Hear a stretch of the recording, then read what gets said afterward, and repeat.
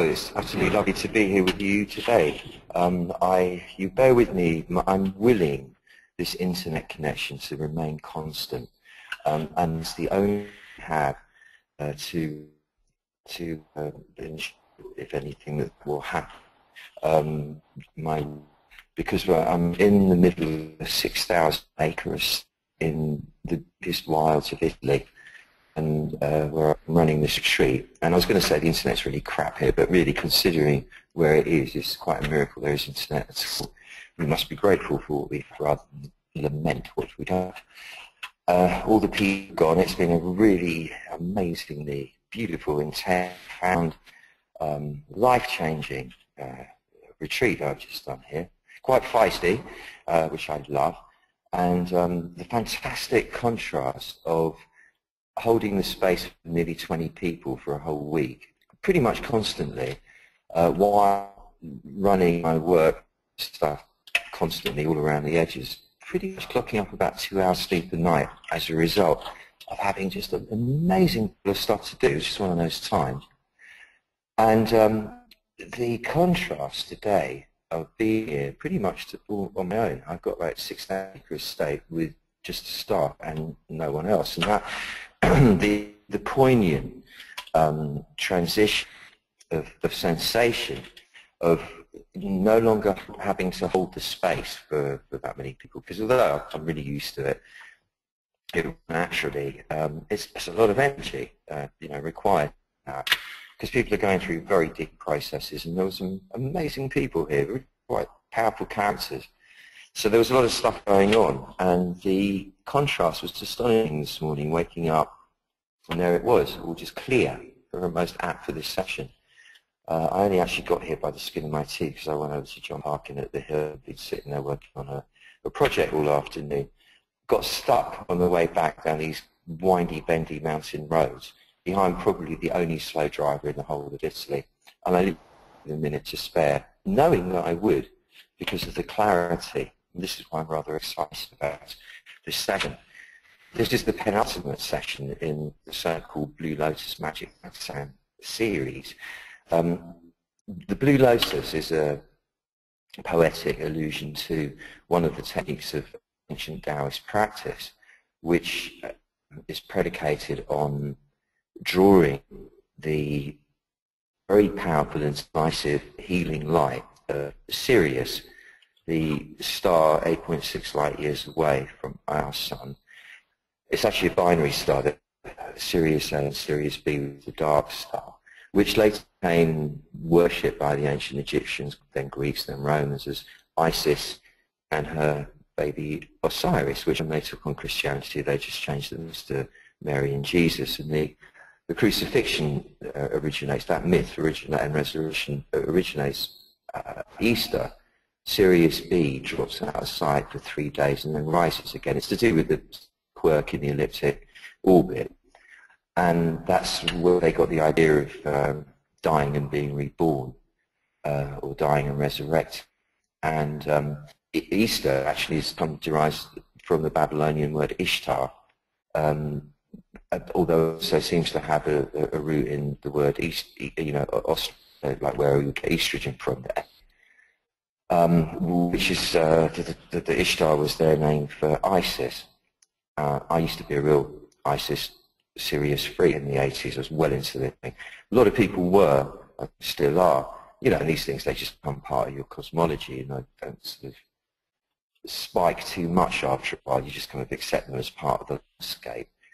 But I've always found that this flashbulb blue light of Sirius technique, it really derives Sirius or not, and personally I experience as doing so, is relevant. The fact is that you're marshalling your mind, the power of your mind, focusing it through a stream of visualized flashbulb blue light, following that to the relevant aspects of your body-mind complex to effect a transformation of a healing sort.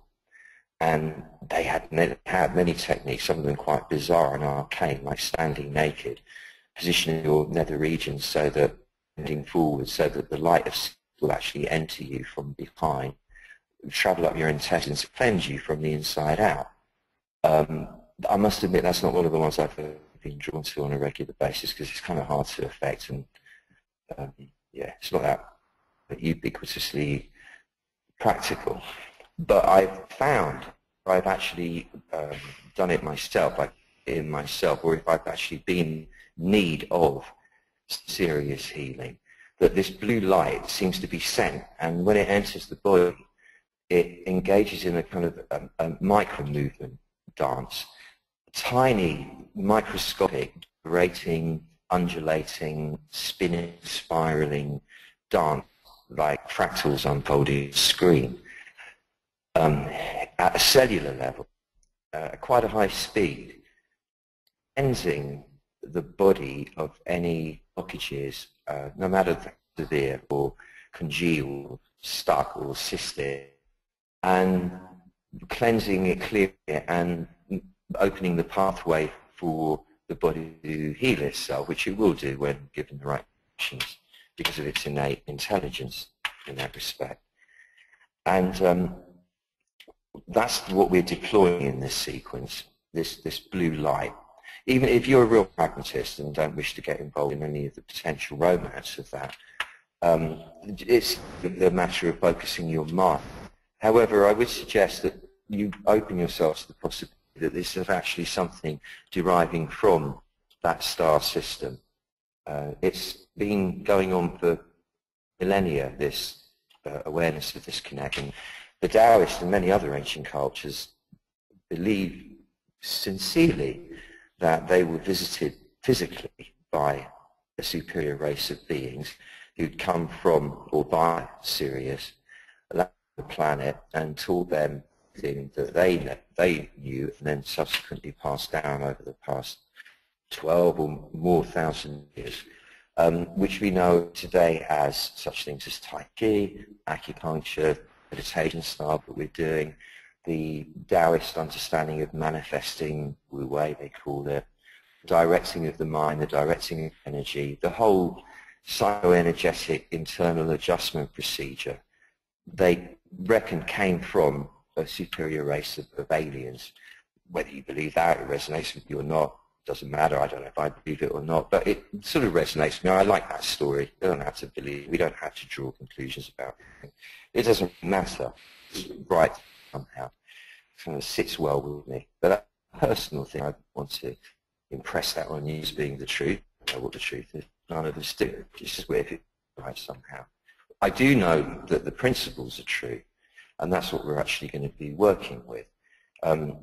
We call it the magic satsang, and it's conjuring. It's conjuring tricks, and I don't know at the crass level, not to denigrate the incredible brilliance of the skill of conjuring, but on a cosmic scale, this entire experience of existence is one large sleight of hand.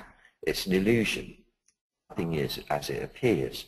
You know, you look at the full green grass and you really believe you are looking at green grass. In fact, what you're doing is experiencing a certain set of frequencies which your mind translates as green. Well, and then he called it grass. That's a description.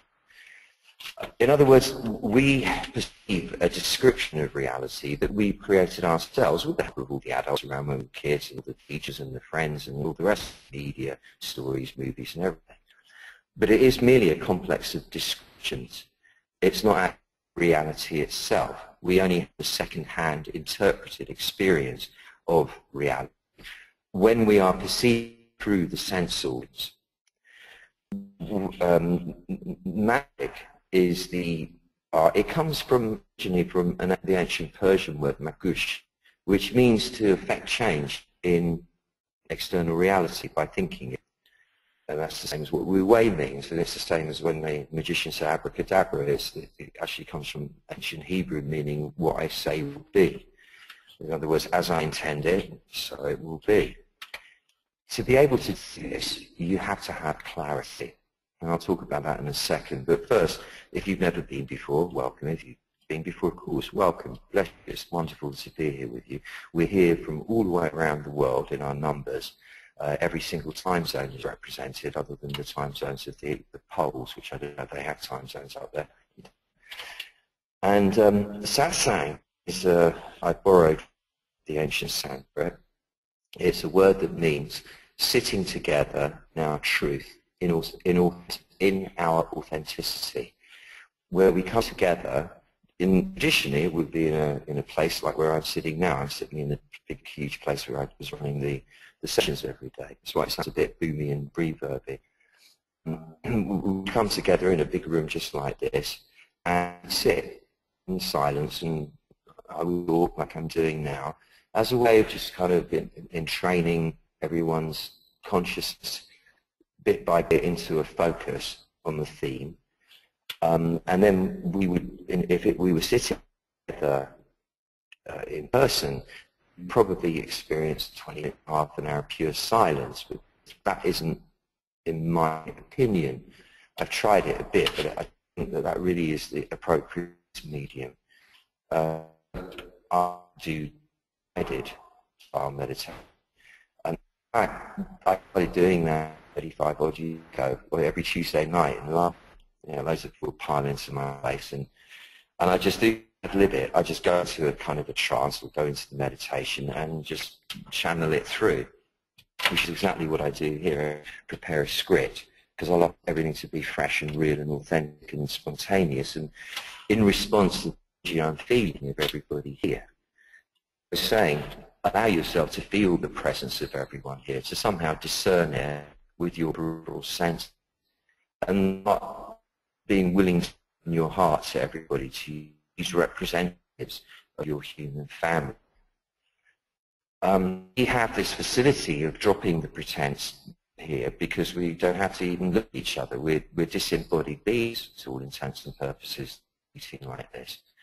And that's beautiful, because it means we don't have to deal with the self-consciousness of the hierarchical considerations and all the stuff that humans tend to default to whenever left to the devices in a crowd.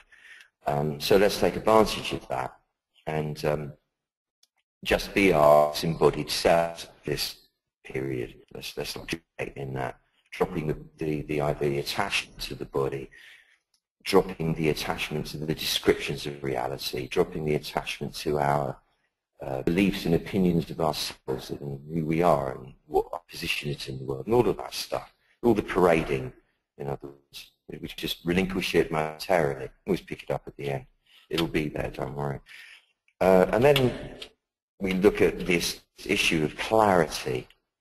This sequence has been all various qualities all beginning to see that together comprise one of the bedrocks, certainly if not the main bedrock, of what's required internally to optimize your chances of living your life fully, each and every second.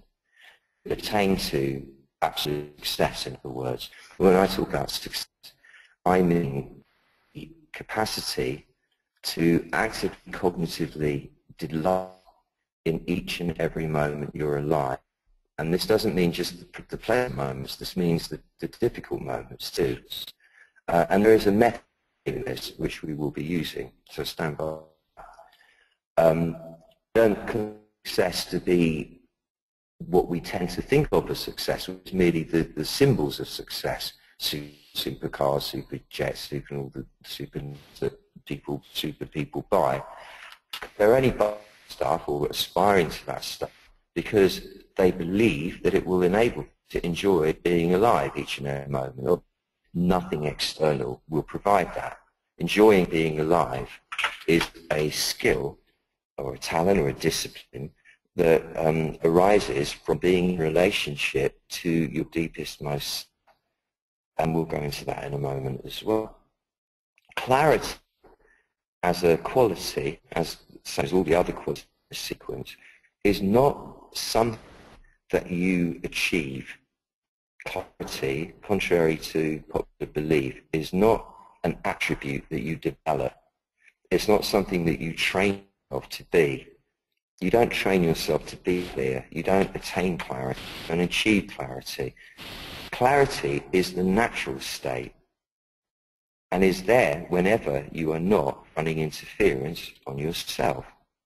What we're doing in all of this training is dismantling the habits of a lifetime which entailed running interference on ourselves.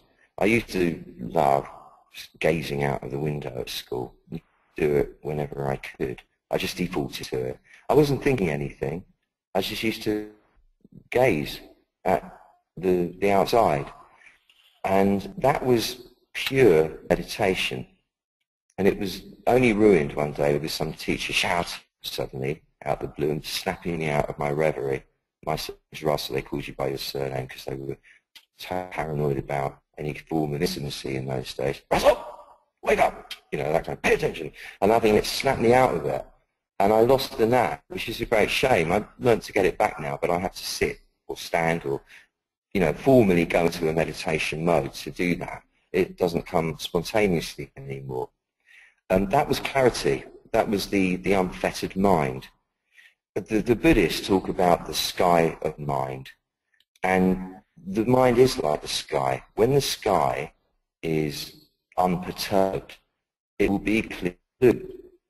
It only gets messy, if you like. It only gets clouded over with turbulence, so on, more storms, because of variations between cold and hot temperatures on the surface of the planet.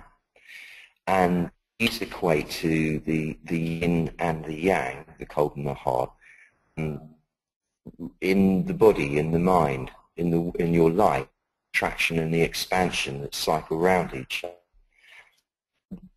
On the surface of things, in the superficial aspects of the self, you are held in thrall to the yin and the yang, the turbulence that arises from contracted and expansive forces dancing around each other, like the cold air causing storms. And it's that result of that, the conundrum, the drama of being you, that runs the interference on your natural state, the clarity. Another image of clarity that we cherish is the clear as a bell. And that's a beautiful image. The reason it's clear as a bell is in the old days when there wasn't much noise, there were no engine noises and aeroplane engine noises and all the rest of the noises that are actually mostly derived from engines. You know, what do you call them, these engines we use? I can't remember for it. You know, the piston engine thing. The thing was the village bell, the bells in the church. They rang out clearly all around the countryside. And that's a beautiful image of the idea of a sound wave spreading out laterally a huge circle, near greater concentric circles, to reach everyone for miles and miles around. That's sort of like an active clarity, a clarity of going out and doing something. So it may be sharp like a knife. We tend to think clarity as being sharp and cold in a way, devoid of passion, devoid of the human qualities of caring. But it isn't. It doesn't have to be. One does not preclude the other. You can have absolute clarity, because it is the natural state, while being in a state of absolute compassion, which is also the natural state of the heart when you are not running interference on that. So it can be round and all-embracing like the bell. That's the image I'd like to roll with, that and the clear blue sky. The thoughts that you have about life constantly, because that's what we do all day, we think. And these thoughts occur in the forebrain, the front of the brain. This is the recently evolved part of the brain. It's the subconscious part of the brain that sort of does its best to evaluate and make sense of what the sense organs are perceiving. And from that, try and decide what the best course of action. I don't know why, but social scientists and all the believers and so on call this the intuitive mind. Personally, I don't think it is the intuitive mind at all. It's quite the contrary. It's the constructed, rational mind. It's not the natural mind at all. And as I say, it's relatively very recently evolved. So it's not that developed, really. Not and it's where we play out the debate between the various voices in our heads that represent the various pressure groups, as it were, within the varying conflicting desires, the primal drives trying to find their place within a social construct, and so on and so forth. The urge to just do something, and then the idea that, yes, there are consequences. Am I willing to those consequences? You know, about sort of, this is the sort of debate that's occurring in the forebrain at its best. Of course, a lot of the conversation, just like if it was in the British House of Parliament, is utter bullshit. You know, like, what shoes am I going to wear next week? Should I have a haircut? I don't know if this colour green suits me, and all that kind of nonsense. This debate, this internal dialogue, occurs incessantly in the front of the brain, and its use is to attempt to cement a complex of descriptions that we are subscribing to and mistaking for reality. We hold our version of reality in place, as it were, by talking about it all the time, evaluating it, evaluating our place in it, how badly we think we're doing, and so on and so forth. And we do really mistake this conversation we're having, this which kind of comprises a filter through which we're perceiving reality, as the real thing. We get quite confused and actually believe that it's going on around us. In fact, it isn't. It's just a concoction that's occurring in the brain, convincing, nonetheless, just a concoction. And along with that, or you could say causing that, nobody really knows which causes which, there will be, with most people, unless you address it, as we're doing after this in the psychology of fear training, a low grade or even a high grade chronic anxiety, a nervousness, kind of dizziness about being alive. There's, along with that, the sense of self-doubt is likely to occur with regularity. Questioning yourself, questioning the very basis of your stratagem for being here and how you operate, assuming it's wrong most of the time, and compensate for that. The anxiety, the feeling that you're obliged to play devil's advocate with yourself, jars the flow, jars your flow as you're moving along. The tendency to criticism and the worst in every situation, assuming the worst in every situation, which we learn from parents and teachers and so on, who've been critical of us at various key junctures, or who have passed on their own pessimism or anxiety and so on and so forth. And as these things inevitably arise, which they do in the front of the body, so all the conflict that we have with ourselves, the emotional conflict, the psychological conflict, occurs in the front part of the body. The solar plexus is the main site for the emotional conflict, which spreads up into the chest and locks the chest a little bit. It locks the throat, so it makes it hard to communicate. And it draws the head forward a bit because of that contraction into the body. And that causes heat to roll into the front of the brain, which exacerbates the tendency to, it heats up the debate. So it's cool, it stops being rational, which is what it kind of advantages is that part of the mind, is it's claim to rationality. Most of the time it's completely irrational. And this is exactly this kind of conflict, hot energy and energy in the front of between the cold energy would be the anxiety, the hot energy would be the desire, oh, I've got to do this, I've got to do that. These two banging into each other, the friction from that creates storms in the sky of the mind, which block clarity. You know, all your beliefs, your opinions, your prejudices, your preferences, which are on the whole based entirely on an objective, spurious set of criteria. As I said, acquired as children from your parents, and you were too young and inexperienced, both in the ways of the world and in how to operate the machinery, i.e. your body, your mind, and so on, to know any better. You know, you that much when you were that young. And yet these are patterns that are running you until you make an active intervention. And these comprise of what I call distortion filters through which you perceive reality. This set of distorting filters comprises your fears, your phobias, all your false assumptions, your complexes, your desires, your insecurities, your self-doubts, your confusion, the deficit, any deficit of philosophical training or perspective, any deficit of cognitive introspection, all your overreaction to the actions of others, your state of health, you could have suffered loss, trauma, in a state of depression, and so on. All of that muddies and murks up the filter, and that is what obliterates your clarity. So, as I say, psychospatially speaking, this perceptual filter really comprises the area from the solar plexus and the heart, right, the emotional aspect, up to the throat, which is the communication aspect of you, or what controls your ability to communicate with yourself and with others, and into the forebrain.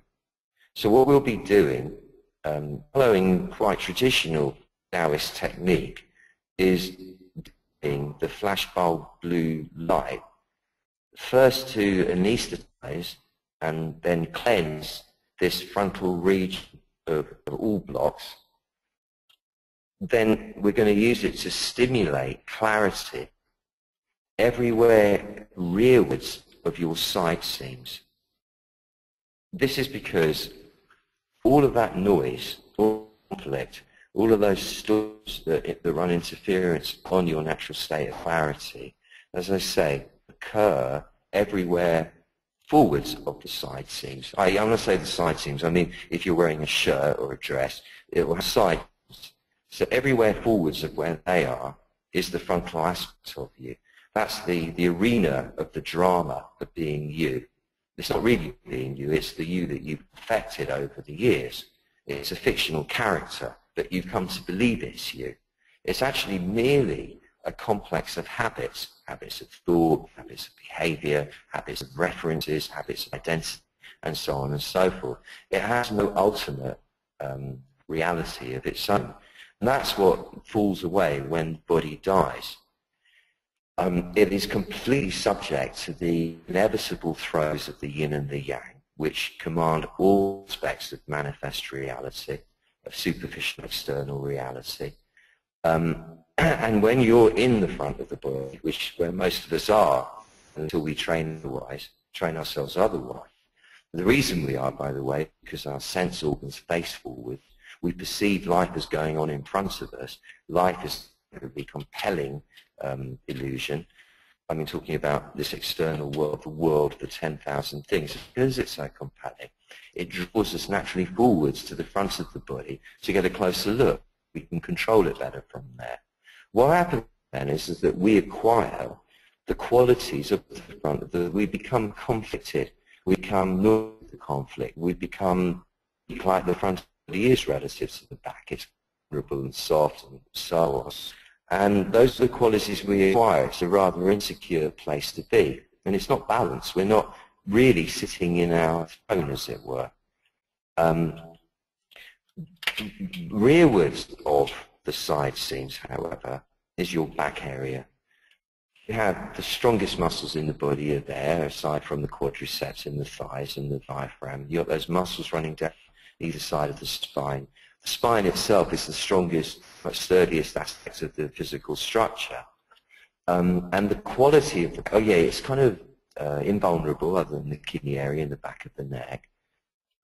It's not noisy, it's quiet in there, it's strong, it's silent, it's still, relatively speaking.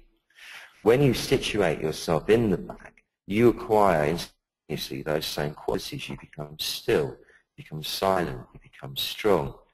And there is no longer a drama going on. Or there is a drama going on, but it's going on in the front of you. But rather than when you're in the front of you, the drama being in command of you, when you're in the back, you are in command of the drama and can therefore determine whether to turn the volume down or change the tone, or warm it up, or cool it down, or color it differently, accentuate their tones at will. You are no longer, when you're in the back, subject to the pain of the shift from the yin to the yang. Had I not had this technique of being in the back, when all these beautiful people left, I would have felt bereft. I'd have been pulled into the drama of loss. As it is, because I'm in my back and have been all through, I've not become attached to any external phenomenon, however pleasurable. So it's easy to let go of that, not to break the connection with everybody, still hold everybody in the same love, as I do everybody, not just the group who was here, of course. But the pain that would have happened from that identity with that group, or being the guy with that group, doesn't occur because I don't have that identity. Stay in the back, I notice that there is that shift occurring, that, ooh, the energy's changing. But rather than just bad, I just observe it as interesting, that's curious, oh look, cool, yeah, how lovely to see that happening. So the ability to transcend preferences occurs, it grows. Like standing in the middle of a child's seesaw with your legs bent, riding the seesaw, making it go up and down from the center. You're much more balanced and are able to enjoy the motion of the yin and the yang changing over without being thrown up and down in the air by it, as you would be if you were sitting at the end of it, either end of it. This is what occurs when you remain, or gradually learn to remain in your back. It comes from martial Taoist boxing technique. The basic obvious mechanics is that if you punch somebody, you punch them from the back because they body weight on the punch. If you're punching from the using the strength of the arm, which will not be nearly as effective. I'm not punching anybody here, that's just before. But if it works for as an extreme circumstance as fighting with a fellow, it certainly works for everything less than that. So you learn by and by to remain in the back. This is not a boring place to be. If you consider what it's like taking off in a jet, that gaining critical mass in its acceleration along the runway, there's that where the G-force thrusts you back in the seat. Conversely, the more you thrust yourself inside your own internal seat, the faster you'll go. But in a beautiful, clear way, rather than a strident, noisy, jagged way that would happen if you were pushing ambitiously from the front. When you learn by and by to more and more of the time remember to drop into the back, you no longer feel obliged to try and resolve the apparent contradictions and so forth, the paradoxes that present themselves continually to the front self. You no longer feel that you have to rush around hiding up the externals. You learn by sitting back in your internal throne, like the king or the queen of the realm, sitting perfectly upright with your back leaning in yourself into the shoulder blades, the frontal aspects of the spine, the rib, pelvic bones, the sacral bone, and crucially with your mind pulled back into the rear brain, so that it's leaning its back like a little Buddha leaning back against the rear wall of the skull. Everything is silent and clear. There is absolute clarity. There is no noise. There is no turbulence. Nothing is clouding your clarity. Your blue sky of mind is perfectly clear. The reality of it is that no matter how well you train yourself in this, the game, in fact, that you will be drawn forwards every time you make a change of motion in the body, any time, in fact, that you have to process huge amounts of information suddenly, transitions, essentially, it will draw you forwards. Things going on around you will draw you forward. Stress will draw you forward. Stressful situations, dramatic situations, exciting situations, they'll draw you forwards. And you'll be tempted to stay forwards and try and get them to muck in the front. The key to this wisdom is instead to just fly backwards instead and sit behind the side seat. then all these conundrums resolve themselves most elegantly. That's the magic stance. That's the real nub of the magic trick. We'll deploy the flashbulb blue light first to anesthetize and cleanse this front region of all that noise, and then we'll use it to stimulate the clarity, to light it up so that we can see it everywhere, rearwards of the side seams. But as I say, first we must float backwards into the back, where we belong, and so disengage ourselves from that perceptual filter in the front. So if you're feeling ready, this is the moment to let go even more. Lower your eyelids. Allow the weight of your head and your upper body to sink downwards below the level of your navel, where it wants to go anyway. And fill up your legs and all the way down to the soles of your feet and stream down into the ground to pay homage to the vast power of the reactor in the core of the Earth that's as hot as the sun, and it's only about 20 kilometers below your feet right now, if that, which is spinning counter directions to the way the Earth is spinning at 1,000 miles an hour. So a kind of gyroscopic effect, which is what stops us being dizzy or falling off. While planet is turtling in orbit around the sun at over 100,000 kilometers an hour. Now, even as we speak, it's clever magic in itself. Sinking the weight down and streaming it through the feet to the ground is paying homage and thereby to this huge kinetic power. To counter the tendency to slump, as you picture a kindly being, it could be me if you like, lifting the crown of your head for you towards the ceiling, so lengthening the back of your neck and causing your chin to drop slightly towards your chest. In the Mars, this was used to protect the throat, obviously, but it's more crucially to bring light into the mind.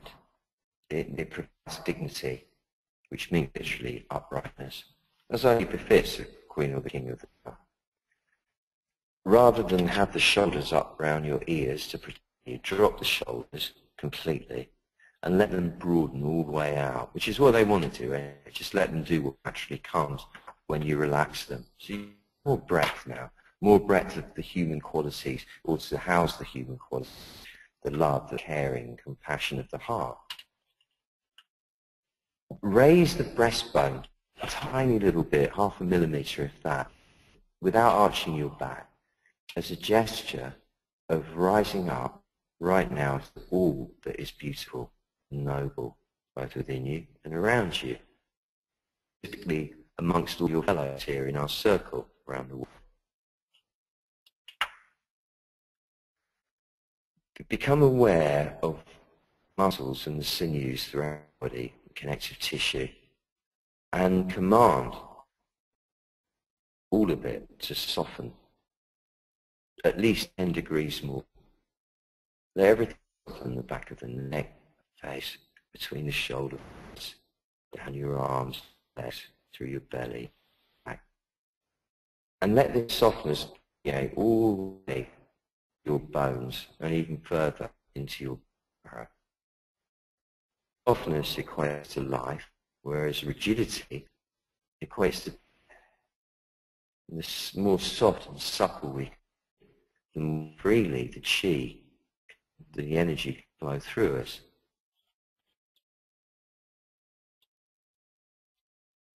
Allow your presence, your being, your person, to drift backwards now, slowly but surely, like a vapor almost.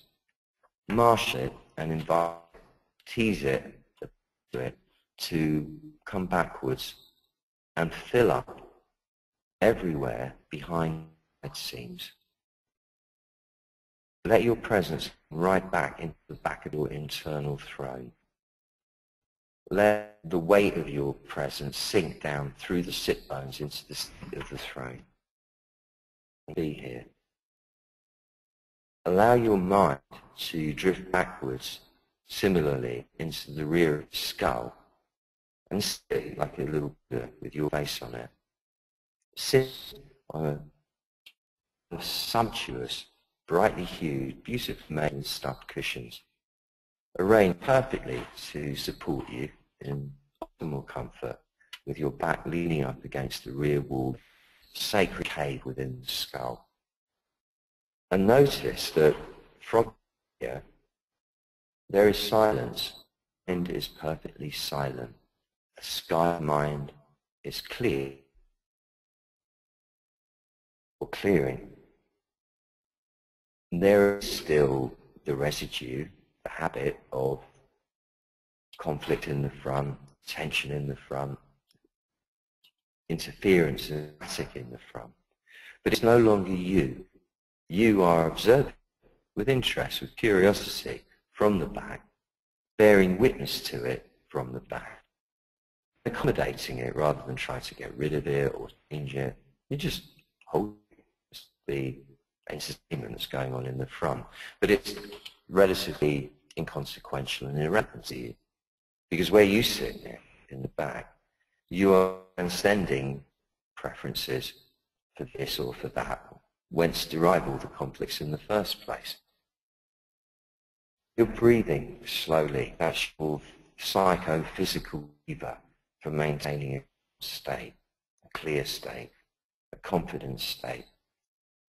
Breathe slowly and your mind turns more slowly. Breathe silently and your mind becomes silent. Breathe smoothly and the quality of your mind becomes silken. Breathe evenly, so the in-breath and the out-breath are of even lengths, and your relationship with past and future balances so perfectly that you can only be in the eternal now, which is the only place where our personal power derives. Whenever we're back in the past, forwards into the future, we're not here and are therefore no longer privy to the blessings Tao has to offer us. We've removed ourselves. And it's the breathing that enables us to stay present. You become aware of the belly rising as the air rushes in, and flat and dropping again, falling again as the air rushes.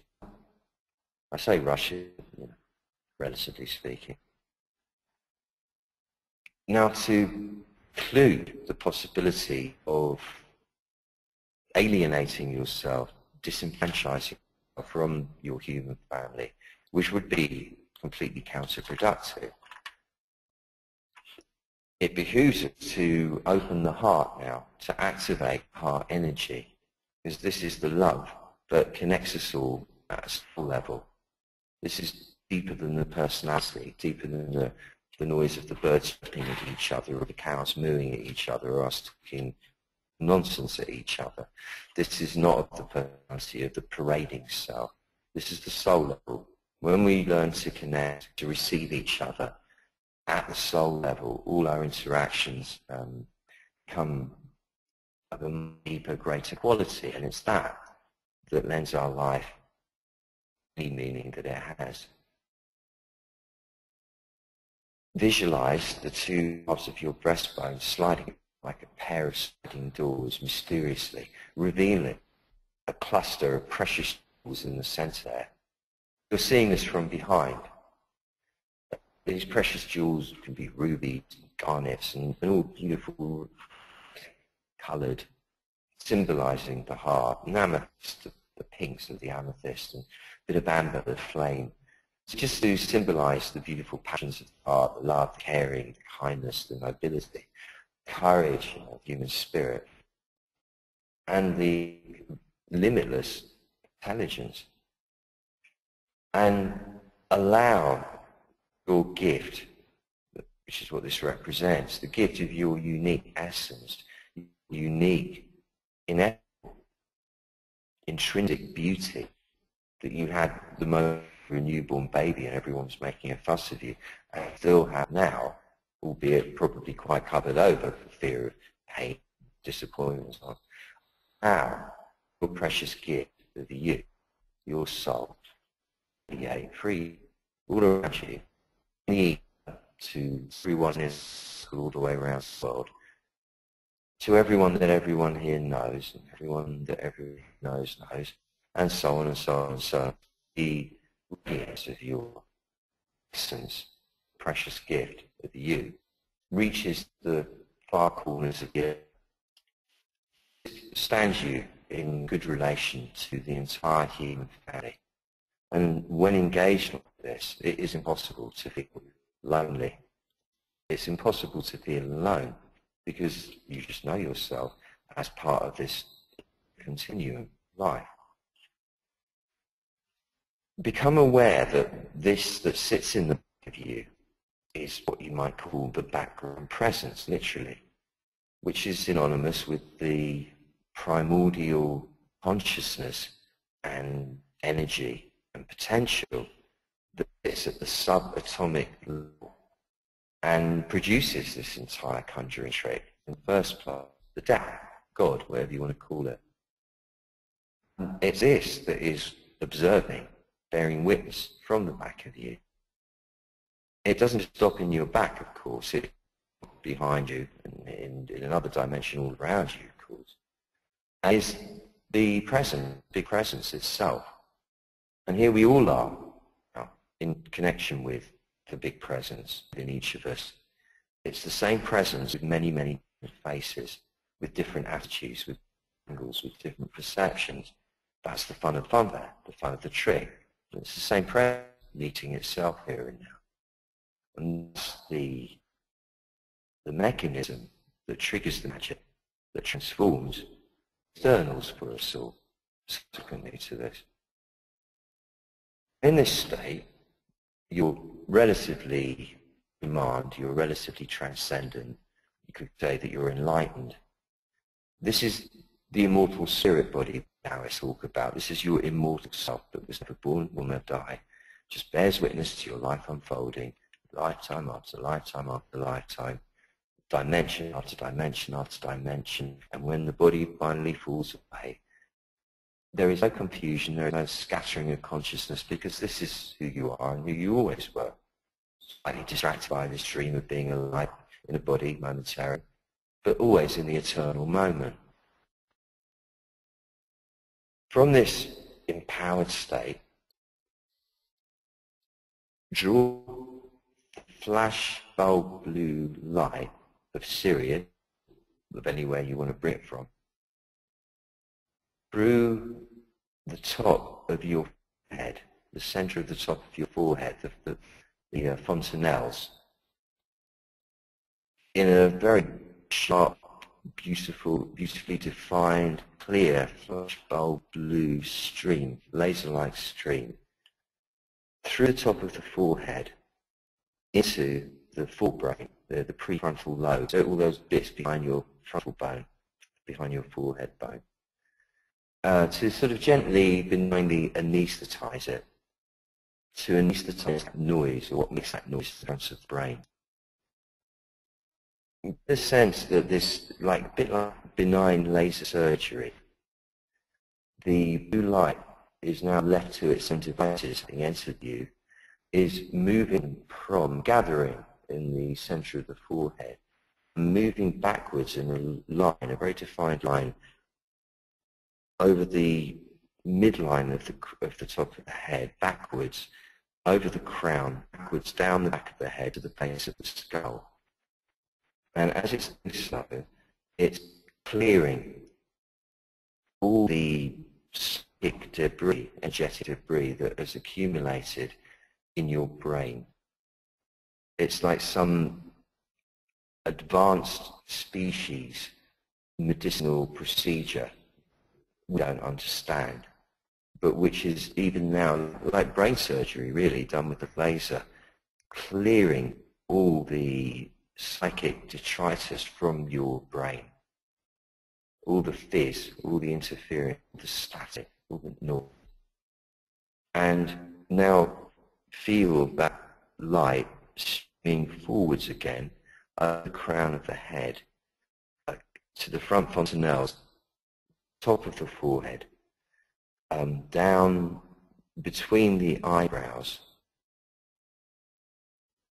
and then from there down behind your face, down through your throat, into your chest, where it spreads, down into your belly, where again it spreads, and thence down into your perineum, that point right between the legs, and now radiated throughout the front of your body and the front of your brain, so that every aspect, every cell, every molecule of your body forwards to the side seams is now suffused with this almost blindingly bright flashbulb blue light, which is cleansing the front of you of all that of all the habitual disturbance and conflict and the strain that derives from that incessant conflict. It's cleansing you, it's anesthetizing that part in a benign way, just to calm it down, quieten it down. And there is of unprecedented, albeit subtle, stillness in the front of you, the arena of drama, conundrum of being you, has been emptied momentarily. It's like the cleaners have been in, the audience has gone, all the players have gone, and it's just very, very, very clear and calm. Then focus on the light coming in, drawing it down from Sirius, as it were, and draw it through that same point in the top of the forehead, diagonally downwards to the very center of your brain, into the pineal gland, which is called that because it looks like a pine cone, very center of the brain.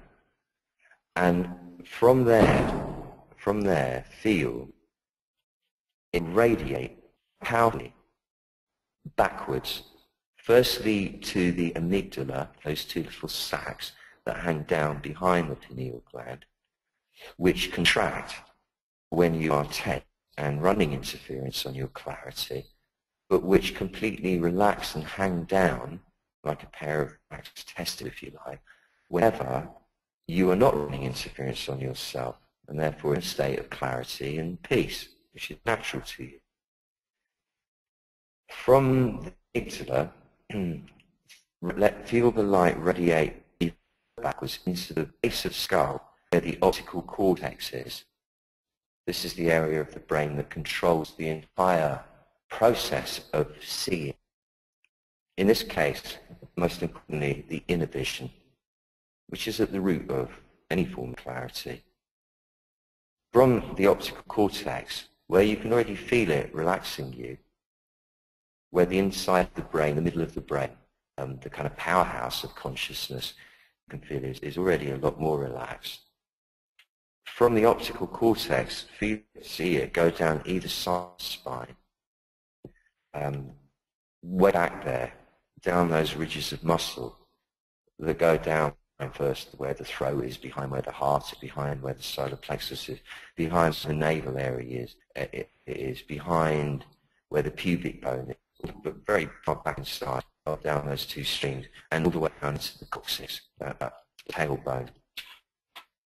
Allow this flashbulb blue light to push through the area of your back until the entirety of the region that's rearwards of your side seams is completely and utterly suffused this flashbulb blue light.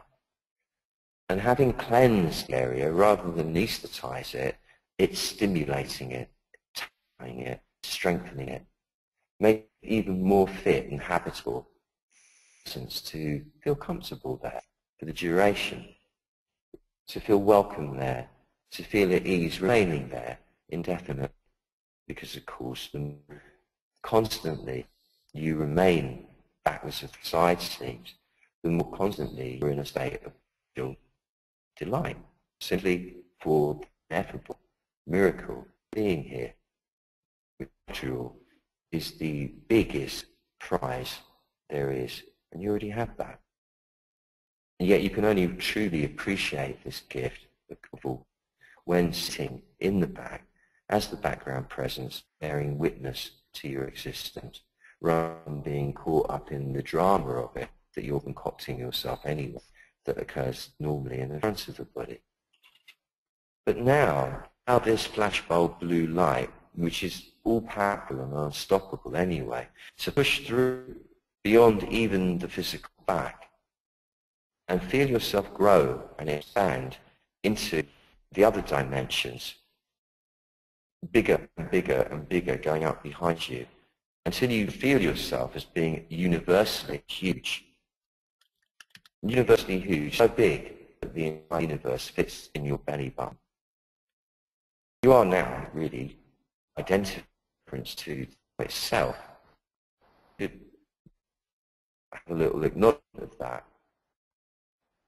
And as such, you are now able to enjoy a fully zoomed out, panoramic, cosmic, eagle-eye view of the world as you.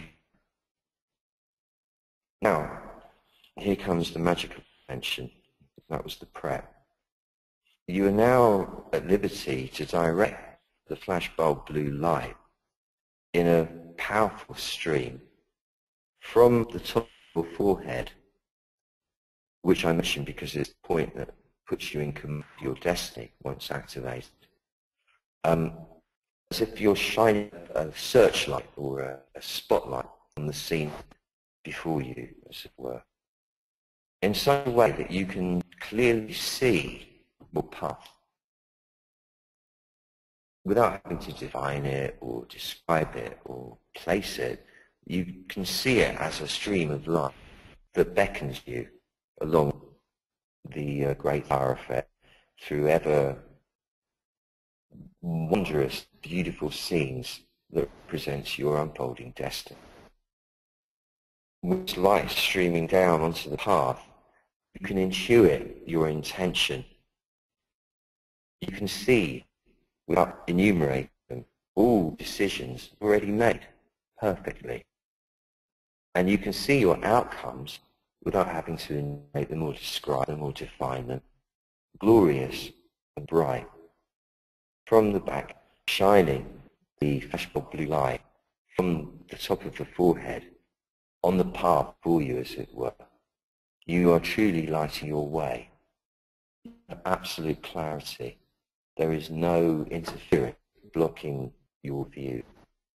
And because you're in the back and therefore no longer susceptible to compulsively grasping at the anxiety or the excitement that is associated with the being in the front of the body, you don't have to find where the path is taking you. You don't have to limit the story in that way. You don't have to define what your intention is at this moment. You don't have to see what the decisions are that you're going to make. You don't even have to know what the outcome's going to be. You just know that all your decisions have been made already perfectly, that your path is perfectly clear, that your intention is absolutely clear and strong, and that your outcome are all glorious and great. Now, in this rarefied, hallowed state, in the presence of everyone else here, in similar state, this is the bit where if we are generous and we share this fruit, this jewel, with all the human family and with all sentient beings as well, I mean animals and so on, with whom we share this planet, the act of generosity will cause energy to go out, and in a happy way, particle of energy that goes, he makes loads of friends. So it comes back multiplied by many particles of happy energy to you, to all of us here. And the effect of this is exponentially multiplied by how many of us here are doing this together. And in short, it's powerful. So see us, for visualization's sake, as a band of magnificent angels, privileged to be conducting, to have been chosen to conduct this service for humanity, hovering mysteriously in the ether, in a vast circle, all around the planet, upon which there are well over 7 billion people rushing about, going to bed, getting up, going to sleep, dying, being born, wanting, desiring, fearing, all the stuff that people do. Everybody in a state of suffering to some degree, because this is the human condition. And from our place here, shining from the top of the forehead, collectively, each of us, this stream of intense flashbulb blue light, diagonally downwards onto the surface of the planet, where once it arrives, it spreads like an instantaneous tidal wave. And the combination of all of us doing it at the same time means that instantaneously the entire surface of the planet and all the atmosphere surrounding it is now absolutely suffused with this bulb light, which is anesthetized all the painful thing that's going on in front of people's brains that is running the interference on their natural state of clarity. The emotional conflict in the belly, cleansing away all the toxic energy associated with that, even though they don't know it themselves, this is going on. And tonifying past everybody where the big presence sits, the Tao itself, to make it happy within everyone. And this to produce a global effect, subtle, albeit but profound, definite shift of the atmosphere. So the fuel driving all the violence and the thwarted behavior is reduced, and therefore the tendency itself to act out destructively is reduced, and more that the tendency to act out creatively, generously, lovingly, collaboratively, joyfully, enthusiastically joining together with all the human family is increasing, even now as we speak. Now, having done our acts of service, rather than say amen or any such hocus pocus, just say, I accept it, accept it. And in accepting it right now, allow you to receive the blessing as somebody here on the planet. Those beautiful archangels, feel that intense flashbulb blue light enter through every pore in your skin and fill you again with a double dose until your entire being is radiant with this light. And as if you can walk on air, as if you are protected from all the noise and the mess and the distortions and the abrasiveness of the world, and are in the privileged position of being carried along on a mythical parabank above the heads of all the crowd and gliding with great joy through the pathways of life, by and by exponentially growing into the force of your magnificence, enjoying each and every moment more and more and more in a state of absolute perpetual clarity, which is my wish for you this upcoming week. In your own time, this was time to slowly, respectfully, gently draw yourself into the more habitual external world reference state, the waking state as we call it, however to go, while remaining firmly, comfortably situated everywhere rearwards of your side seams. Wriggle your fingers, your toes, wriggle your ears and wriggle your toes, and raise your eyelids and return to the world of the world without connection to your divine self. And this will be the moment that we hand over to our esteemed Sue for only one this week, because I have gone on quite a bit. Alas, next week make up for it and do my best. And she will tell us for you how to do that, how to ask a question. I don't know. She's going to pick the question, I reckon. I'm going to answer it, and then that'll be that. Hello. Okay, well, picking a question is going to be an interesting one, as we have no questions at the moment. Well, that is perfect. That is what you call wu-wei, because there's no time for questions anyway. And I have to thank you, everybody. The last session for satsang comes next Sunday, where we'll be looking at creativity. That will be the theme. which, if you think about it, is really the goal of all of this, because when you are creative, you are one with the creative flow of existence itself, and it's the creativity that enables you to generate beautiful scenery, beautiful experiences, literally. That's what's going to be happening next week. That's the finale of this particular sequence. Thanks for being here, everybody. I wish you absolute magic, amazing results this week, beautiful surprises, and the main thing, remember, just stay back inside and be powerful. Everything will fall into place of itself. Thank you, and thank you, Sue. Bye, everyone.